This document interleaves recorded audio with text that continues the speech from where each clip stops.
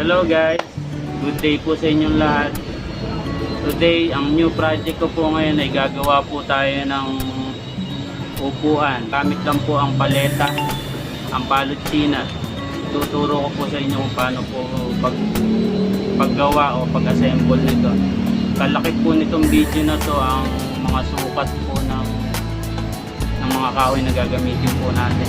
Kaya pwede na po natin umpisahan at pwede nyo pong gayahin sa bahay nyo kung gusto nyo pong magkaroon ng upuan na kagaya nito. Tara po, umpisahan na po natin.